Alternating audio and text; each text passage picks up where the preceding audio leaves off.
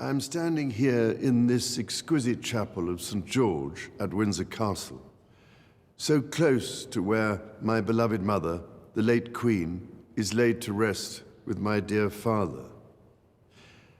I am reminded of the deeply touching letters, cards, and messages which so many of you have sent my wife and myself, and I cannot thank you enough for the love and sympathy you have shown our whole family.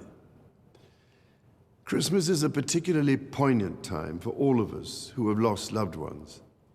We feel their absence at every familiar turn of the season and remember them in each cherished tradition. In the much-loved carol, O Little Town of Bethlehem, we sing of how in thy dark street shineth the everlasting light. My mother's belief in the power of that light was an essential part of her faith in God, but also her faith in people, and it is one which I share with my whole heart. It is a belief in the extraordinary ability of each person to touch with goodness and compassion the lives of others and to shine a light in the world around them. This is the essence of our community and the very foundation of our society. We see it in the selfless dedication of our armed forces and emergency services, who work tirelessly to keep us all safe, and who perform so magnificently as we mourn the passing of our late Queen. We see it in our health and social care professionals, our teachers, and indeed all those working in public service, whose skill and commitment are at the heart of our communities. And at this time of great anxiety and hardship, be it for those around the world facing conflict, famine, or natural disaster, or for those at home finding ways to pay their bills and keep their families fed and warm, we see it in the humanity of people throughout our nations and the Commonwealth who so readily respond to the plight of others. I particularly want to pay tribute to all those wonderfully kind people who so generously give food or donations, or that most precious commodity of all, their time, to support those around them in greatest need, together with the many charitable organizations which do such extraordinary work in the most difficult circumstances.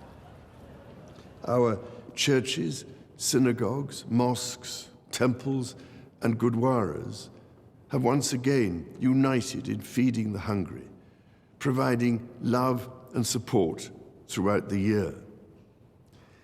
Such heartfelt solidarity is the most inspiring expression of loving our neighbour as ourselves. The Prince and Princess of Wales recently visited Wales, shining a light on practical examples of this community spirit.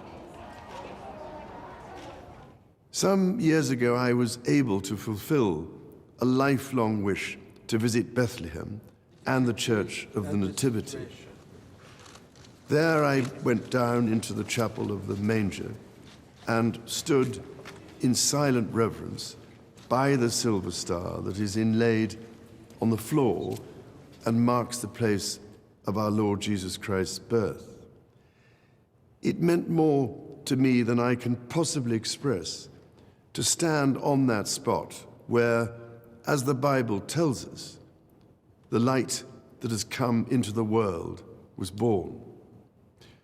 While Christmas is, of course, a Christian celebration, the power of light overcoming darkness is celebrated across the boundaries of faith and belief.